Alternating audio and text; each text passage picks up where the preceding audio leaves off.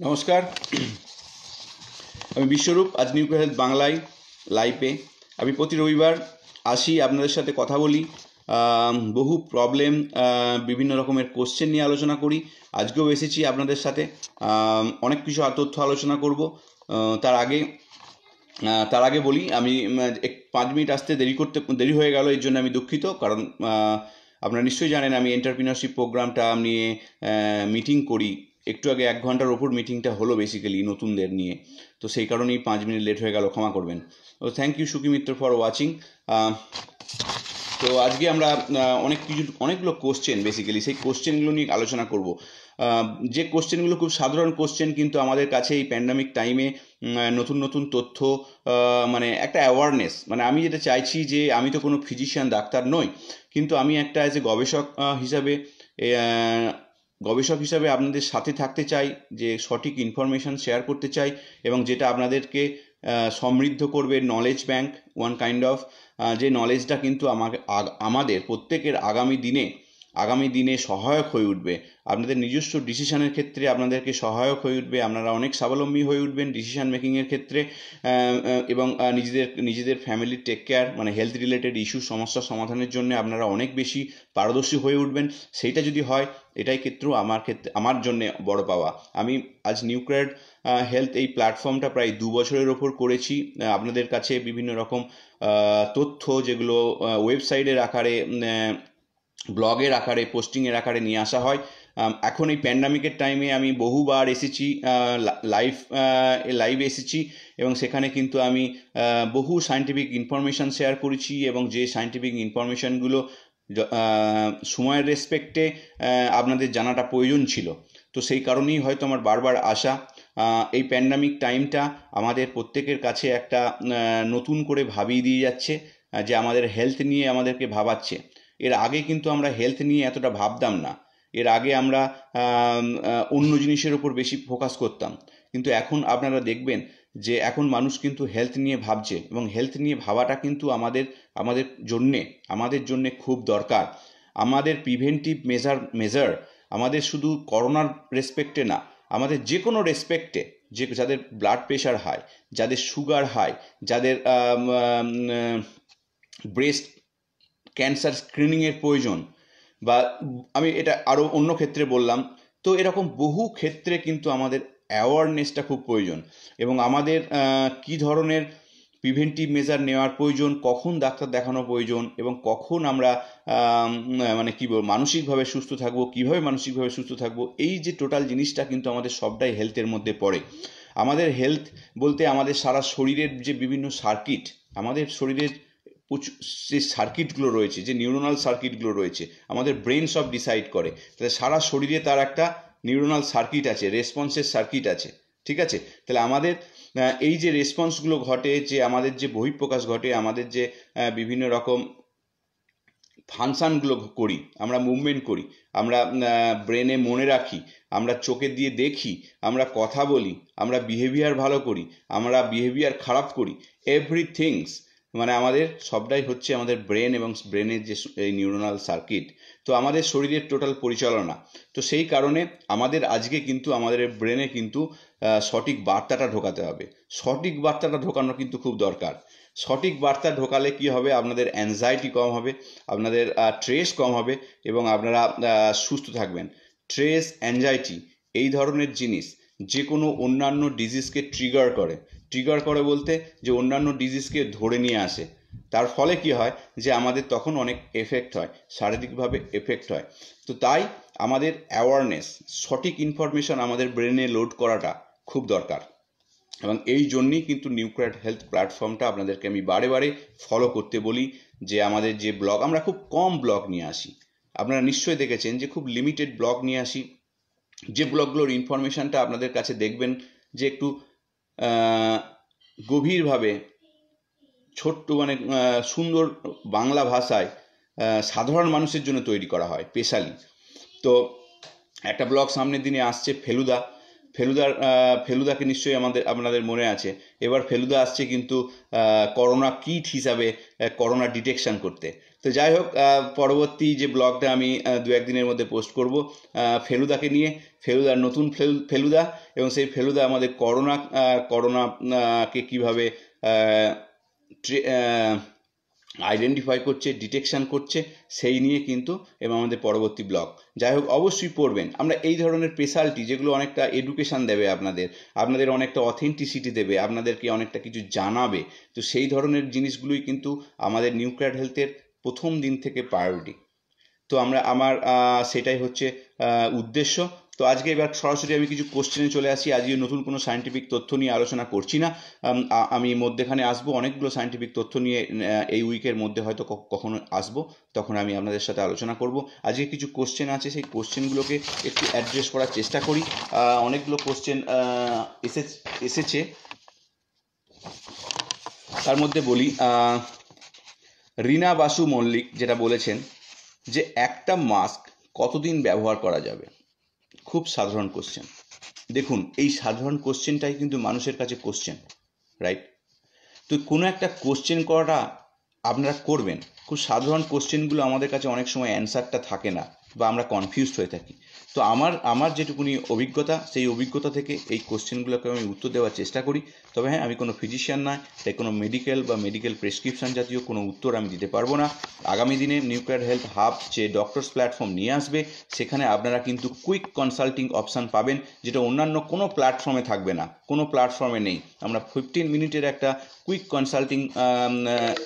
Consulting thing রাখছি, যেখানে আপনারা ছোট ইস্যুতে ইনফর্ম কনসেন্ট, মানে আপনাদের যে কনসেন্ট, আপনাদের নলেজকে ব্যাক করতে, আপনার হসপিটালে বসে আছেন, এমন একটা জিনিসে ভয় পেয়ে গেছেন, একটা অন্য একটা বড় ডাক্তারের সাথে কুইক কনসাল্টিং করে নিলেন 15 মিনিট। তো এই ধরনের আমি জিনিসটাকে নতুনভাবে নিয়ে আসছি, যেগুলো আপনাদের কাছে অনেক উপযোগী হয়ে উঠবে। তো রীনা বাসু মল্লিক বলেছেন একটা মাস্ক কতদিন ব্যবহার করা যাবে। তো ঘটনা হচ্ছে যে মাস্ক আমরা ব্যবহার করছি, ত্রিস্তরীয় যে আমাদের কাপড়ের মাস্কগুলো রয়েছে, যেগুলো আমরা রিউজ করতে পারি। একটা মাস্ক ইউজ করার পর বাইরে বেরিয়েছেন, এসে সেটাকে কেচে ফেলুন, সাবান জল দিয়ে কেচে ফেলুন, সেটাকে আবার ড্রাই করে নিন, আবার ইউজ করুন। সাবান জল দিয়ে যদি পরিষ্কার করে নেন, তার মধ্যে কোনো ভাইরাস আর জীবিত থাকবে না, তাই ওটাকে রিউজ করা সম্ভব। কিন্তু সার্জিক্যাল মাস্ক জেনারেলি আমরা ওয়াশ করি না, তাহলে ও টোটালি ইয়েটা চেঞ্জ হয়ে যায়। তো সার্জিক্যাল মাস্কটাকে আমরা ইউজ অ্যান্ড থ্রো হিসাবে ইউজ করি এবং থ্রো করি মানে যেখানে সেখানে থ্রো করবেন না, তার নিজস্ব সঠিক পদ্ধতি মেনটেন করে সেগুলোকে ইয়ে করবেন, ট্র্যাশ করবেন আর কি। কল্যাণ রয়, তো কল্যাণ রয় জানিয়েছেন একটা কোশ্চেন, যদি ভ্যাকসিন তৈরি হয়ে যায় তবে কি বলা যায় এই ভ্যাকসিন হাঁপানি পেশেন্টদের কাজে লাগবে? দেখুন, ভ্যাকসিন যখন তৈরি হচ্ছে তখন একটা ওয়াইড রেঞ্জ অফ পপুলেশনের জন্য ভাবা হচ্ছে। ধরুন 18 বছর বয়স থেকে 65 বছর বয়স, বা 65 বছর বয়স থেকে 80 বছর বয়স, এই যে বয়সের প্যারামিটারগুলো, এইগুলোকে বলে এক একটা স্ট্র্যাটিফিকেশান। কোন বয়সের ক্ষেত্রে এটাকে ক্লিনিক্যাল ট্রায়ালটা হচ্ছে। তাহলে যে ভ্যাকসিনগুলো আসবে, প্রত্যেকটা ভ্যাকসিনের ক্লিনিক্যাল ট্রায়ালের এক একটা প্রোটোকল আছে। সেই প্রোটোকলে কোন জাতীয় মানুষকে নেওয়া হয়, কী ধরনের মানুষকে নেওয়া হয়, সেগুলো কিন্তু উল্লেখ করা থাকে। তাদের কি কি কন্ডিশানে নেওয়া হয়, যে তাদের কোন কোন কন্ডিশনের প্যারামিটার থাকে, যে এই প্যারামিটার, এই ডিজিজ, এই প্রি কন্ডিশান আছে, এই ডিজিজকে এনলিস্ট করা হয়েছে বা এই ডিজিজকে এনলিস্ট করা হয়নি, সেই সমস্ত কিছু কিন্তু এক একটা আর্ম হিসাবে ইউজ করা হয়। এগুলোকে বলে স্ট্র্যাটিফিকেশান। তো ক্লিনিক্যাল ট্রায়ালের স্ট্র্যাটিফিকেশান এইভাবে হয়। তো সমস্ত কন্ডিশানকে, বিভিন্ন ধরনের কন্ডিশানকে কখনো কখনো সেই ক্লিনিক্যাল ট্রায়ালের প্যারামিটারের মধ্যে ইনক্লুড করা হয়। আবার কিছু জায়গায় সেগুলোকে কিছু এক্সক্লুশন ক্রাইটেরিয়াতে থাকে, তখন সেইগুলো এক্সক্লুশন ক্রাইটেরিয়াতে পড়ে। তবে সাধারণত বর্তমানে যেটা এখন চলছে, সবচেয়ে আলোচনার বিষয়, সেটা হচ্ছে যে পলিসি মেকিংয়ে এখন আমরা যদি ভ্যাকসিন আসে, ধরুন সামনের বছরের মিডিলে আমাদের ভ্যাকসিন অ্যাপ্রুভ হলো, তাহলে আমাদের এত পপুলেশন, ভারতের এত পপুলেশন, সারা বিশ্বের এত পপুলেশন, তো ভারতের এই টোটাল পপুলেশনের কাছে সবাইকার কাছে কি রাতারাতি বা একদিনে এই ভ্যাকসিন পৌঁছে যাবে? নিশ্চয়ই না। এই কোশ্চেনটা আমরা আগেও ডিসকাস করেছি এই ধরনের। তো ঘটনা হচ্ছে যে আমাদের লজিস্টিক অনেক কিছু সমস্যা আসতে পারে, আবার লজিস্টিক ম্যানুফ্যাকচারিং সমস্যা আসতে পারে, আবার একটা ডিস্ট্রিবিউশন সমস্যা আসতে পারে। তাই সেই জন্যে পলিসি মেকিং যেটা এখন আলাপ আলোচনা চলছে, পলিসি মেকিংয়ের ক্ষেত্রে কারা প্রথমত এই ভ্যাকসিনগুলো পাবে। সাধারণত যারা হেলথ কেয়ার সেক্টরে কাজ করে, ডিরেক্টলি পেশেন্টের সাথে ইন্টারাকশন করছে, তাদের এক্ষেত্রে প্রথম তাদের জন্য ভাবা হচ্ছে। আবার যারা বয়স্ক এজড মহিলা বা পুরুষ বা যাদের বহু অন্যান্য প্রি কন্ডিশন রয়েছে, যাদের রিস্ক ফ্যাক্টর অনেক বেশি, তাদের ক্ষেত্রে এগুলোকে প্রথমে ভাবা হচ্ছে। তো তারপর general population, younger population, so যেভাবে অ্যাভেলেবিলিটি হবে হয়তো দেখা যাবে যে আরও অ্যাপ্রুভালের পর হয়তো 6 মাস লাগছে সেটাকে টোটাল সকল মানুষের কাছে পৌঁছাতে। তো আমাদের কিন্তু সেই টাইমটা দিতে হবে। ভ্যাকসিন কিন্তু যে প্রোডাকশানটা অত ইজি না, তার প্রোডাকশানটাও কিন্তু অনেকটা একটা ম্যানুফ্যাকচারিং একটা স্ট্যান্ডার্ড একটা প্রোটোকল আছে, সেই প্রোটোকলগুলোকে মেনে এবং তার কোয়ালিটি কন্ট্রোলটাকে দেখেই কিন্তু সেটাকে বাজারে আসে, এবং সেটাই কিন্তু আমাদের কাছে যেগুলো আসে সেগুলো কিন্তু এইভাবে আসে, এতগুলো প্রসেস হয়ে আসে। তাই সমস্ত মানুষের কাছে পৌঁছাতে গেলে হয়তো অনেকটা টাইম লাগবে। তাই আপনারা নিজস্ব সেলফ প্রিভেন্টিভ মেজারটা কিন্তু কন্টিনিউ করতে থাকুন। ভ্যাকসিন অবশ্যই আসবে আগামী দিনে। আচ্ছা, ভ্যাকসিন কবে আসতে পারে, ওই একই কোশ্চেন কল্যাণ রায় করেছেন। তো ঘটনা হচ্ছে ভ্যাকসিন কবে আসতে পারে এই কোশ্চেনটা কিন্তু কেউই বলতে পারে না। ভ্যাকসিন কবে আসতে পারে, ধরুন আপনি কোনো একটা কোম্পানি ফেজ 3 ট্রায়াল শেষ করেছে, কোনো একটা রেগুলেটরি এজেন্সিকে, তারা সেটাকে বিচার বিবেচনা করছে, তাদের পরীক্ষালব্ধ ফলাফল দেখছে, হয়তো দেখা গেল সেই ফলাফলটা মিট করলো না ক্রাইটেরিয়া, প্রাইমারি যে আউটকামস রয়েছে সেই আউটকামসটা মিট করলো না, তাহলে ভ্যাকসিনটা কিন্তু রিজেক্টেড হবে। আবার যে ভ্যাকসিনটা মিনিমাম, এখন যে রেগুলেটরি সংস্থাটা বলেছে মিনিমাম 50% এফেক্টিভ হবে, মানে 50% পিপুলদের ক্ষেত্রে এফেক্টিভ হবে, কারণ এগুলো অনেকের ক্ষেত্রে এফেক্টিভ হবেও না। কারণ এই জন্য এখন দেখবেন সমস্ত রেগুলেটরি সংস্থা যেটা মোটামুটি আপ টু 50% যারা এফেক্টিভ হবে, যাদের শরীরে মানুষের ক্ষেত্রে SARS-CoV-2 অ্যান্টিবডি তৈরি করবে এরম ধরনের, সো তাদের ক্ষেত্রে কিন্তু এটা ভাবা হচ্ছে যে তখন সেগুলো অ্যাপ্রুভাল পাবে। তো এখনও কিন্তু ফেজ 3 ট্রায়াল কমপ্লিট হয়ে কোনো রেগুলেটরির কাছে কোনো কোম্পানি কোনো ডেটা কিন্তু এখনও সাবমিট করেনি। তাই আমাদের আগামী দিনে একটু অপেক্ষা করতেই হবে, at least next 6 month up to December হয়তো অনেক কোম্পানি অনেক কিছু আপডেট দেবে, তাদের কিছু তার রিপোর্টের উপর বেস করে আমাদের কিন্তু অপেক্ষা করতে হবে। সোমা বিশ্বাস, ভিটামিন D3 কি রোজ খাবো? ফার্স্ট অফ অল কথা হচ্ছে ভিটামিন D3 আমরা যদি বাইরে বেরোই, আমরা যদি রোদ মানে সানবাথ ওয়ান কাইন্ড অফ পর্যাপ্ত সান পাই, আমাদের শরীরে অটোমেটিক্যালি সিনথেসিস হয়। তা সত্ত্বেও কিন্তু অনেকের শরীরে ভিটামিন D3-র অভাব ঘটে, যারা ইনডোরে কাজ করে, যারা রোদে বেরোয় না, অনেক ক্ষেত্রে বা বিভিন্ন রকম কারণে শারীরিক যাদের কোনো এনজাইমের প্রবলেম আছে, ভিটামিন D3 সিনথেসিস করতে অনেক এনজাইম লাগে, সেই এনজাইমের কোনো একটা প্রপারলি কাজ করে না, অনেকের ক্ষেত্রে এরকম হয়। তো তাদের ক্ষেত্রে ভিটামিন D3 লেভেলটা কম হয়। তো তখন তাদের ক্ষেত্রে একটাই কথা যে আমার ভিটামিন D3 ব্লাড টেস্টটা কিন্তু ইম্পর্টেন্ট। ব্লাড টেস্টটা না হলে আপনি জানবেন না আপনার শরীরে ভিটামিন D বেসিক্যালি অ্যাডিকুয়েটলি আছে কিনা বা তার কম আছে। তাই আমরা হুড়মুড় করে ভিটামিন D3 খাওয়াটাও আমি কখনো সাজেস্ট করি না। তাই যদি ভিটামিন D3 প্রেসক্রিপশান ছাড়াই পাওয়া যায়, কাউন্টারে পাওয়া যায়, আমরা ভিটামিন ডিটা অনেকে নিয়েও থাকি। কিন্তু ঘটনা হচ্ছে যে যদি আপনি হেলথ সম্বন্ধে কনসার্ন হন, অবশ্যই একটা ভিটামিন D3-র ওপর একটা ব্লাড টেস্ট করাতে পারেন, একবার একটা ডাক্তারের সাথে কনসাল্ট করে প্রেসক্রিপশান নিতে পারেন। তো এই ধরনের জিনিসগুলো কিন্তু আগামী দিনে আপনাদেরকে নিউক্লিয়ার হেলথ হাব যে ডক্টর প্ল্যাটফর্ম হেল্প করবে। কুইক কনসাল্টিং কিন্তু খুব ইম্পর্টেন্ট। নিজে থেকে ডাক্তারি করাটা আমাদের শরীরের ওপর আমি প্রথম দিন থেকে বারণ করে এসেছি, এটা কিন্তু করা উচিত নয়। আমাদের শরীরে বিভিন্ন জনের বিভিন্ন কন্ডিশন থাকে, আমাদের বহু কিছু সাইড এফেক্ট করতে পারে, তাই সবসময় এগুলো হওয়া দরকার। কিন্তু একটা ছোট কনসাল্টিং করে নেওয়া দরকার যারা ডাক্তার, যাদের ক্ষেত্রে যারা এই ধরনের কনসাল্টিং করে থাকে। তো initially right now vitamin D লেভেলটা মেজারমেন্ট আপনারা ব্লাড টেস্ট করে নিয়ে তারপর প্রিভেন্টিভ মেজারটা নিলে সবচেয়ে বেটার, এটা বেস্ট। এখন এবার আপনাদের ইনফর্ম কনসেন্ট মানে আপনাদের ইনফর্ম ডিসিশনের উপর ব্যাপারটা নির্ভর করবে। সুখী মিত্র একটা কোশ্চেন করেছেন,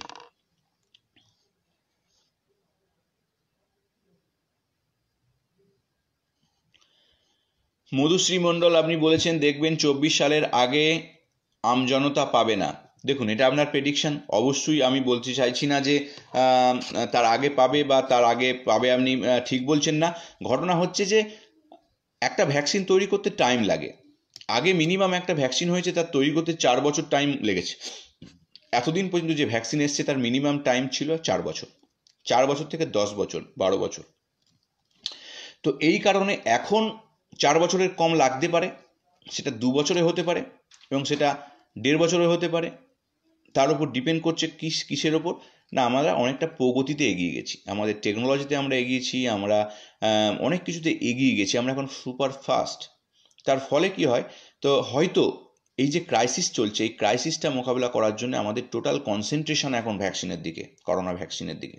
সেই কারণে এখন এটাকে নিয়ে মানে কি বল, খুব বিশাল কাজ চলছে, একটা যুদ্ধের মতো কাজ চলছে, যুদ্ধকালীন তৎপরতায় কাজ চলছে।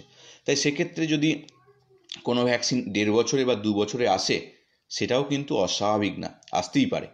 তো Russia already phase 3 clinical trial করে দিয়েছে, করছে, তার মধ্যে আবার অ্যাপ্রুভালও করে দিয়েছে। তো এরকম এমার্জেন্সি ভ্যাকসিন হিসাবে অ্যাপ্রুভালও করে দিয়েছে। তো ঘটনা হচ্ছে যে ভ্যাকসিনের অনেক, এই ধরনের ভ্যাকসিন যেটা কমপ্লিটলি স্টাডি হয়নি তার যে অনেক রকম ক্ষতির দিক থাকতে পারে, সাইড এফেক্টও থাকতে পারে, এ নিয়ে আমরা কিন্তু আগে আলোচনা করেছি। তাই সব দিক বিচার বিবেচনা করলে এটুকুনি বোঝা যায় যে একটা ভ্যাকসিন যখন আসবে কমপ্লিটলি স্টাডি হয়ে আসুক, এটাই আমাদের কাছে কাম্য। কারণ একটা ভ্যাকসিন একটা ফরেন ইনগ্রেডিয়েন্ট আমাদের শরীরে যখন ঢুকবে, আমাদের ইমিউনো মডুলেশন যখন সেটা করবে, তখন সেটা পর্যাপ্ত স্টাডি হয়ে আসা উচিত। ইমিউনো মডুলেশন আমরা কৃত্রিম উপরে যদি করি, সেটার উপর যদি কন্ট্রোল না থাকে, তাহলে আমাদের শরীরের অনেক সাইড এফেক্ট হতে পারে। তো সেই কারণে আমরা যদি আমাদের 4 মাস বেশি সময় লাগে, আমরা ওয়েট করতে রাজি আছি, কিন্তু ভ্যাকসিনটা প্রপারলি মেজার হয়ে, প্রপারলি ক্লিনিক্যাল ট্রায়াল হয়ে তার এফেক্টিভনেস, তার ইমিউনোজেনিসিটি এবং তার সাইড এফেক্ট দেখে আসাটাই কিন্তু আমাদের কাছে কাম্য।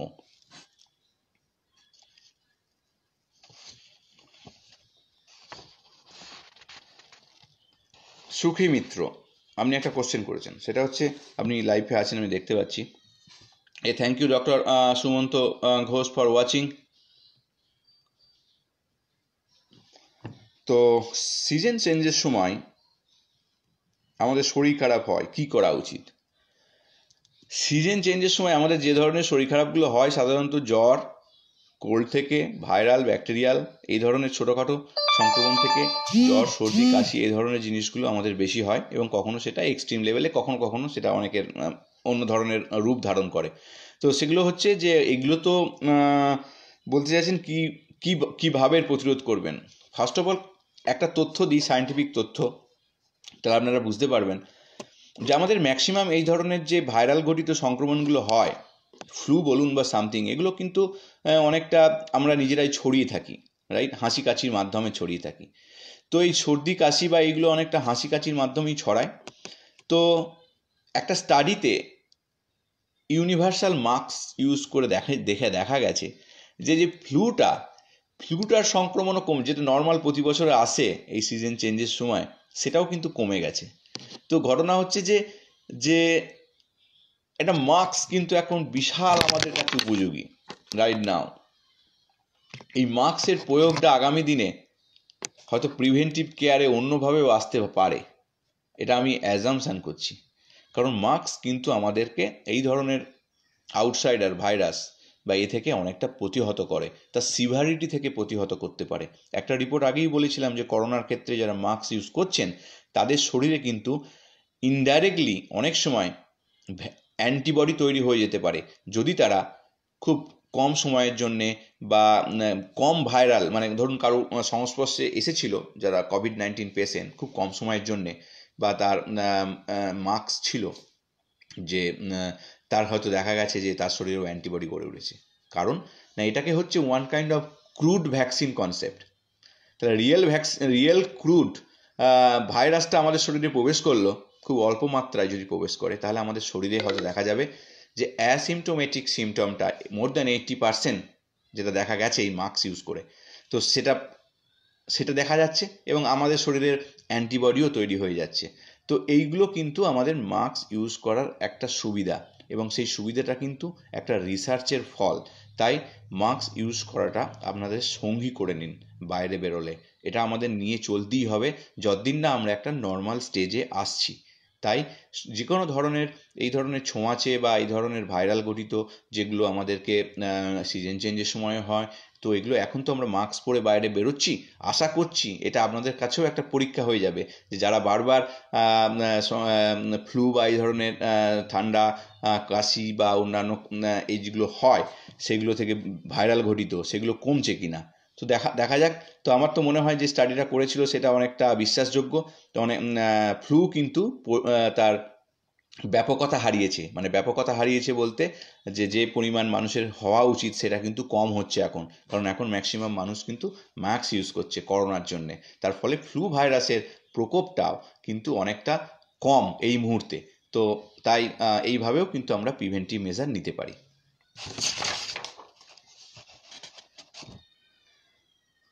আবার একটা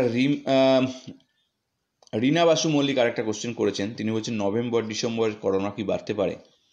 এই কোশ্চেনটা আমরা বহুবার আলোচনা করেছি, তো আবার একটা কথা আলোচনা করতে চাই। সেটা হচ্ছে যে আমাদের যখন স্টার্ট হয়েছিল কোভিড-19, সেটা কিন্তু এই নভেম্বর ডিসেম্বর থেকে স্টার্ট হয়েছিল এবং সেটা ক্রমান্বয়ে বাড়তে থেকেছে। তাই এই নভেম্বর ডিসেম্বর যেটা 2019-এর হয়েছিল, আর 2020-তে নভেম্বর ডিসেম্বর এটা যে থেমে যাবে, এটা কিন্তু নয়। এটা এইভাবেই এখন বাড়তে থাকবে যতক্ষণ না পর্যন্ত আমরা তার তার গ্রোথটাকে কমাতে পারছি। আমাদের কমাতে গেলে সার্বিক স্তরে সমাজের প্রত্যেক স্তরের মানুষকে সচেতন হতে হবে, কিন্তু আমাদের ক্ষেত্রে সেটা কিন্তু এখনও নেই। আমাদের সমাজের প্রত্যেক স্তরের মানুষ কিন্তু এখনও কিন্তু হেলদি অ্যাক্ট যে প্রিভেন্টিভ মেজারগুলো নেওয়া দরকার সব জায়গায়, সেগুলো কিন্তু সব জায়গায় নিচ্ছে না, এবং অনেক জায়গায় যেগুলো নেওয়া সম্ভবও নয়।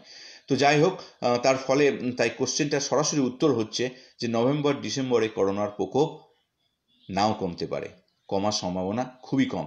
এটা এরকম রেটই চলতে পারে বা এরকম রেট থেকে একটু বাড়তেও পারে। তবে হ্যাঁ, মৃত্যুর রেট কিন্তু আস্তে আস্তে আগামী দিনে কমবে, এটা কিন্তু আমি আপনাদেরকে আগে থেকেই বলেছি। কারণ যত সময়ের রেসপেক্ট যাচ্ছে, আমাদের ট্রিটমেন্ট বা বিভিন্ন অপশান বা মানুষ সচেতন হয়ে পড়ছে, আর্লি হসপিটালাইজড হলে যে কোনো অক্সিজেন সাপোর্ট এটসেট্রার মাধ্যমে কিন্তু অনেক সিভিয়ারিটি আটকানো সম্ভব হচ্ছে। তাই যাদের মধ্যে সিমটম আসছে তারা কিন্তু অবশ্যই ডক্টরের সাথে কনসাল্ট করে অ্যাজ আর্লি অ্যাজ পসিবল হসপিটালে যাওয়ার কথা ভাবতে পারেন। আমি আপনাদেরকে এই কথাগুলোই বারবার বলি, কারণ এই কথাগুলোই কিন্তু আমাদের আজকের আলোচ্য বিষয় হওয়া উচিত।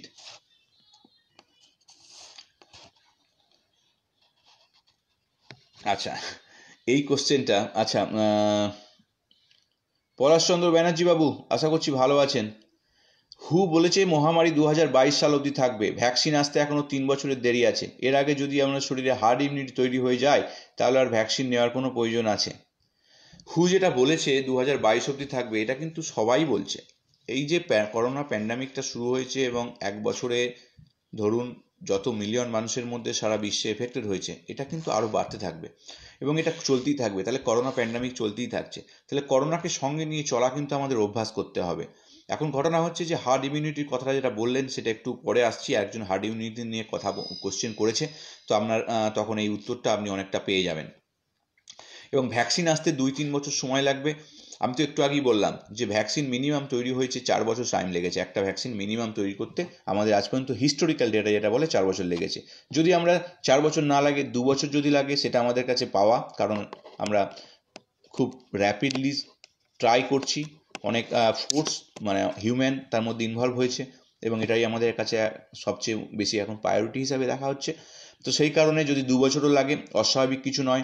অনেক ট্রায়াল আজকে ফেজ 3-তে রয়েছে, যেগুলোর বয়স অনলি 6 থেকে 7 মাস, যেগুলো ফেজ 3-তে পৌঁছে গেছে। তো আমরা অলরেডি অ্যাসিলারেটেড ফেজে চলছি। তাই যদি ভ্যাকসিনটা আরও 1 বছরের মধ্যে বা 6 মাসের মধ্যে অ্যাপ্রুভ হয়, সেটাও কিন্তু আমাদের অবাক হওয়ার মতো কিছু নয়। অবশ্যই রেগুলেটরি সংস্থা তার যে কথাগুলো বললাম সেগুলো এর বিচার করেই বাজারে নিয়ে আসবে। তবে ভ্যাকসিন অ্যাভেলেবল হতে, সকলের জন্য অ্যাভেলেবল হতে, যে আরও অ্যাপ্রুভাল হওয়ার আরও পরও যে 1 বছর টাইম লাগবে, সেদিক দিয়ে কিন্তু কোনো ডাউট নেই, সেটা কিন্তু আমি বলতে পারি।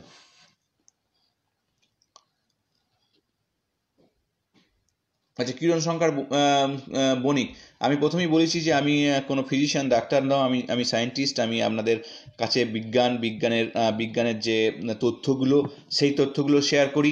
আমি হয়তো অনেক কিছু জানি, অনেক মেডিসিন নিয়ে অনেক কিছু জানি, কিন্তু আমি কখনোই আমি সেগুলো প্রকাশ করব না, এবং আমি আপনাকে কোনো মেডিসিনের ব্যাপারে কোনো অ্যাডভাইস দিতে পারবো না।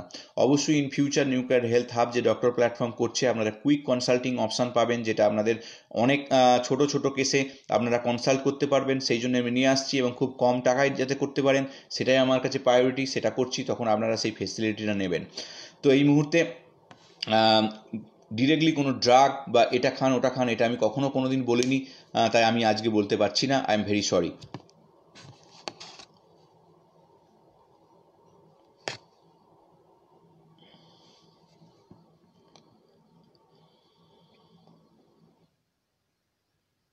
কল্যাণ রয় এবং আরেকটা যে কোশ্চেন করেছেন, যে একটু আগে বললাম যে হার্ড ইমিউনিটি কথাটা যিনি বললেন, তো হার্ড ইমিউনিটি আমাদের কখন তৈরি হয়, এই নিয়ে বিজ্ঞান মহলে একটু দ্বিমত আছে। কেউ বলছেন 50%, কেউ বলছেন 60%, কেউ 70%। তো ধরে নিলাম 50 থেকে 70% পিপল, যদি একটা পপুলেশনের, আমাদের যদি দেশের কথা ভাবেন, দেশের মধ্যে যখন ইনফেক্টেড হয়েছে এবং তাদের শরীরে অ্যান্টিবডি গড়ে উঠেছে, তাহলে আমাদের দেশে হার্ড ইমিউনিটি তৈরি হয়েছে। কিন্তু ঘটনা হচ্ছে, হার্ড ইমিউনিটি তৈরি করতে গেলে অনেক স্টাডি করার দরকার, একটা বিভিন্ন কমিউনিটির মধ্যে স্টাডি হওয়া দরকার, বিভিন্ন পপুলেশনের মধ্যে একটা স্টাডি হওয়া দরকার, যে কতগুলো মানুষ তার মধ্যে ইমিউনিটি গড়ে তুলেছে শরীরে SARS-CoV-2 এগেনস্টে।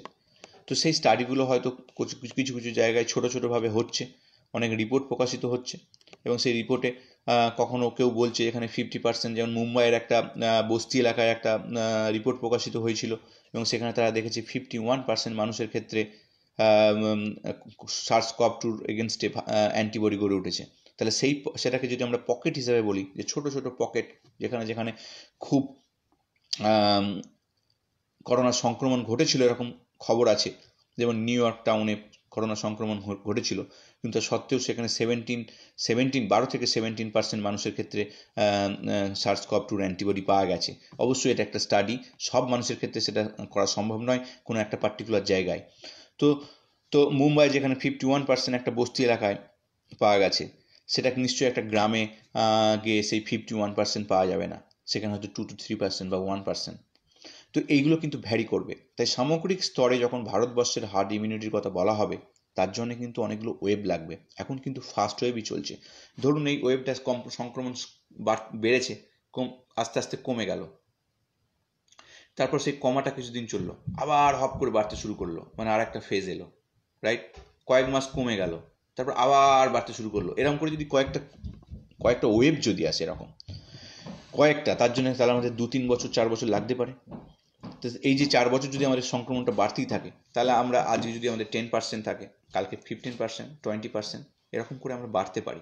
কিন্তু ঘটনা হচ্ছে যে 51 বা 70% এটা রিচ করতে টাইম লাগবে, সেটা 4 বছরও লাগতে পারে। তবে হ্যাঁ, এরকম নয় যে অসম্ভব নয়, তবে সেটা একটা প্যান্ডামিক সাধারণত আজ পর্যন্ত 2 বছর অবধি স্থায়ী হয়েছে। তাই 4 বছর একটা প্যান্ডামিক স্থায়ী, এরকম কিন্তু হিস্টোরিক্যাল রিপোর্টেও নেই।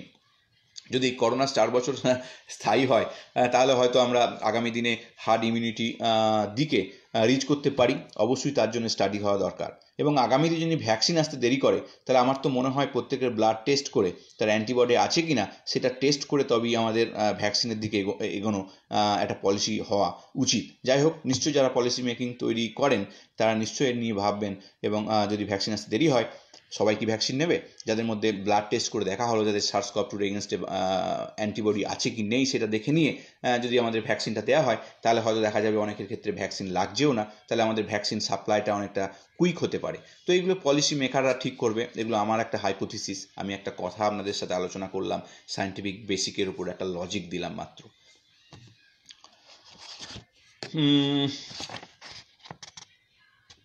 কুমকুম ভট্টাচার্যা, ভ্যাকসিন এলেই করোনা থেকে কতটা লাভবান হব, সেরকম ডেড রোধ কি কমবে?